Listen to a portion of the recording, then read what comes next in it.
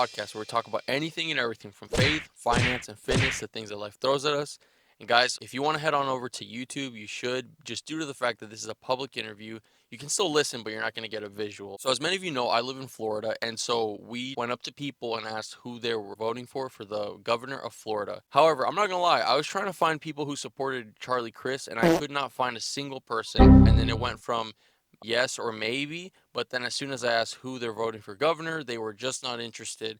And then eventually I did, meet and come across two people. Now, jokingly, I said to my cameraman, if people are willing to have a conversation, they're probably conservative, but I'm not going to lie, that came to be true because both people that we interviewed today are conservative. So enjoy this very first episode of Public Interviews and enjoy me asking these two fellow Floridians who they're voting for and why. And please, if you could subscribe to the YouTube channel, like I said before, we're almost up to 1,000 subscribers. It would be very much appreciated and it would help out tremendously. What's your name? Kevin. Kevin, nice to meet you. I'm Guillermo. So I have a question, Kevin. Who are you voting for the, the midterms are coming up, and who would you be voting for governor? For Governor DeSantis. Okay. I am too, that's why. So my question to you is based off of, what we've gone through with COVID and ever since 2018, since he first got elected, what were some things that stood out to you that you were appreciative and guarantees your vote towards DeSantis? Well, I think he cared about businesses and people. He didn't want to make the problem worse than it already was. So we have the problem with COVID, and then if you shut down the businesses, you can make it actually worse. Yeah. So would you say that DeSantis is truly, obviously, you can't tell people's hearts, nor can I, but would you say based off of the stats, the numbers, and also just his character and how he portrays himself, would you say he's a man of his word politically, and also would you say he's authentic, he's for the people, or he's just pulling up a stunt? No, I think he's for the people, definitely. This state and this country needs someone who understands business. Because kind of everything flows from that. Yeah. You take care of the economy, and everything flows from that. We were in good shape before COVID, and COVID just ruined everything. So it just shows you that you take down the economy, and everything just crumbles from there. Yeah. And how long have you been a Florida resident for? A long time, 22 years. Would you say DeSantis is probably, of your experience here in Florida, would you say he's the best governor, or were there other better, or where would you categorize him?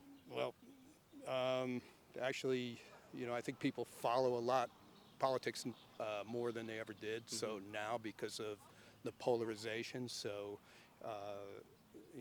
definitely the most memorable. I can't tell you too much about what's gone on 15, 20 years ago versus now. Gotcha. So I would say yes from my recollection. Perfect. I'm joined with Joe. Joe, nice to meet you. I'm Guillermo. So, Joe, I have a question. The midterms are coming up for governor of Florida. Who are you voting for and why? Ron DeSantis, because I personally think he should be president right now. But I'm happy that I'm in Florida with Ron DeSantis because he's kept us open and he's been doing all the right things and kept his promises. That's it. He's a man of his word. I was going to say, so obviously I can't read people's hearts, you can't read people's hearts, but would you say with his actions and the things he said and the way he portrays himself, would you say he's an authentic man of his word and with what he does, or is there an agenda behind it? I think he's completely authentic in what he says. Everything he said, he's stood by. Any promises he made, he's fulfilled, and doesn't want to strip us of our rights. And I'm a firm Second Amendment believer, and he believes in that as well, being a man of the arms, and he's got my vote. That's it. And how long have you been living in Florida for? My whole life. Your whole life. So, and how old are you? 35. You're 35. So, based off of your experience on how long you've lived here and the things you've seen, and I'm 21, so you're obviously older than me. So you've seen a reality of how the world works. Would you say of all the governors Florida's had, would you say he's the best one, or second? Where would you rank him with what you've lived in your lifetime? As far as I'm concerned, I would say he's probably the best governor we've ever had. I was a former Democrat. I actually voted for Obama both terms. Wow. Yeah. And made some money and became a Republican because it was better off for me and my family, and it's working. Thank you so much. Appreciate it. No problem, brother. Thank you. Okay, so obviously you're pretty outspoken in a good way, in a respectful way of kind of like your views politically and stuff. Like, were you always conservative or were you left-leaning at one point? What was that for you like? I think probably when I was younger, college days, a little more left-leaning. But then as you become more educated, you become experienced out in the workforce. You understand the economy and how things work. I shifted to conservative side. And, would you say, so when you first, or when Donald Trump became public about running, right? What were your thoughts right away? Were you like, there's no way this is impossible? Or did you see it as, oh, I support this guy with his ideology? What was that view like for you? Yeah, so I don't think anybody thought too much of it at the beginning. Like, there's no way, right? A guy like this who's never been in politics could be an actual threat to becoming president. But as he went on and on and on and gained traction, it kind of made sense because he's a businessman. He knows how to run things. Most politicians, they don't know how to run anything. They've never run a business. They know nothing about business. And our country, like it or not, we have to take care of the economy first. And are you yourself a business owner? Are you an entrepreneur? Because you sound like you get the concept of the economical part of it. How much of that, if you're into that, how much of that influences your political views? Yeah, so my background is finance and legal. Absolutely, I look to that first because if you're independently strong as a country, everything else kind of falls into place. And would you say as well, right? You've full 4 years with Trump's economy, and we're about 2.5 with Biden's economy. How much of Biden's economy has affected your business? It definitely has. During the shutdown, I think it affected everyone. Some did well, like Amazon. So at the beginning of the shutdown, we probably had a couple months where we were just dry. There was hardly any business, record lows for our company. And then as people, because we're in the home furnishings business, so everybody was forced to stay home, so they were spending money on their home and home improvement. So we did well for a while. But now where people are back out again, we've got record inflation. Things are definitely slow. And so my involvement when it came to politics as first was in 2016. I've never said this out loud, but I'm going to say it right now, is basically kind of, I had an uncle ask me one time, hey, if you could vote, who would you vote for? And I said Hillary Clinton. And I said same thing as what the media and the people portrayed as Trump. Trump's a racist, Trump's sexist, Trump's this, Trump's that. Because of a YouTuber that I listened to and watched to, those were the things he said about Trump, right? And so that was kind of my view. But then initially, with research and due diligence, I started realizing, wait, he's actually not what they portray him to be, and the numbers don't lie, right? And so for you, what would you say, right, is today's issue with modern day politics? Because something I always say is, politics don't divide people, people divide people. So what do you think with what you've seen compared to 10, 20 years ago to now is like the big issue? Why do you think people are so divisive over it? Why can't, even if you were a Democrat, let's just say, and I was conservative, why can't we have a civilized conversation? What's the issue with that in your eyes, with what you've seen 10 to 20 compared to now? I think a lot of it stems from the media and the media having an agenda. It used to not be that way. And now people, rather than becoming educated, doing their homework, really learning about it, reading about it, they listen to the media. It's easier to watch 15 seconds of the news or watch a YouTube video for 30 seconds and, they're spewing their agenda. So people take these buzzwords, like you say, he's a racist, he's a homophobe, he's this and that, and there's nothing behind it. And they just take that, and that's good enough for them because it fits their agenda. So I think that's the problem. And a lot of this really caught fire once COVID came on, where people were sitting at home, not doing much.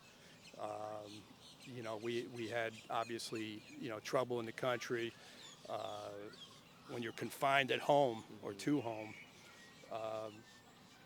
politics was at the forefront. So, we became even more divisive, I think, at that point. Yeah. And so, you see a lot of minor movements going on right now. Elon Musk just officially bought Twitter, which he's very, very much, he's not conservative or liberal to my knowledge, but he is very much pro pro freedom of speech. And you have even numbers such as Jimmy Kimmel. His numbers decreased a lot because he's gone more political. But it's not the fact that he's getting political. It's the fact that he's only picking on one side. He's not neutral, you know. So numbers don't lie, which means people don't appreciate stuff like that. And there's just small movements that are going on throughout the country right now. Where do you see the direction headed for the country? I don't want to say long term, but maybe like 5 to 10 years from now, with everything that's been going on, but also like the fight back from the conservatives in this case. Yeah, it's hard to say. It's a little bit scary what's going to happen. You know, you never know how the elections are going to come out. You know, when Trump-Biden election, if it was at midnight, you thought Trump was going to be the president again for another 4 years. At 1 o'clock in the morning, everything shifted. So we have no idea how it's going to turn out. And, you know, it's either, you know, I think it's going to become worse, the divisiveness. I don't see how it can get better. You know, there's really just no middle ground, it seems. But I'm thinking pretty much the only way you can bring people together sometimes is through a disaster or through tragedy. You know, that's what brings people together.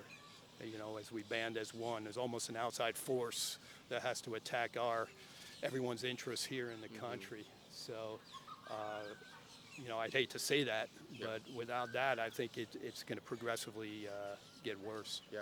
And, you know, this is more of your opinion or what you would desire. But, you know, when we had Trump, you and I have the same views about kind of how he ran the country and how we've progressed forward. Now, my personal opinion is I don't care what he says because I don't go off feelings. I go off logic and numbers and everything. But I can understand why other people would say that, you know, why people say he's divisive, whatever. If DeSantis runs for 2024 and he gets the win, right?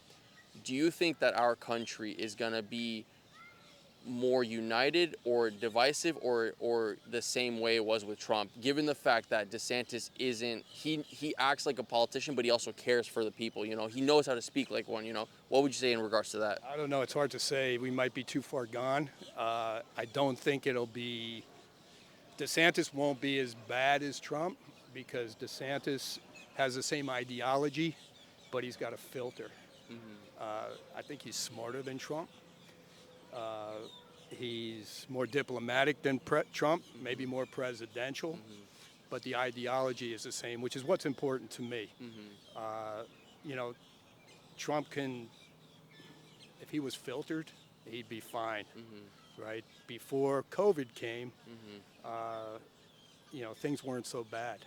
The economy was running well. The United States was back again as the lead power in the world, and it seemed like within a month or so, everything just flip-flopped, and it turned around. You know, now this country is weak. We're not a superpower anymore. We have the ability to be, but we're not. We don't have energy independence, and without energy independence, you're not respected. You're not feared, and you know we're back to you know kind of being behind China, you know, and other countries in the world. Well, thank you so much once again for the conversation. Appreciate you. Yeah, Thank you. Appreciate it.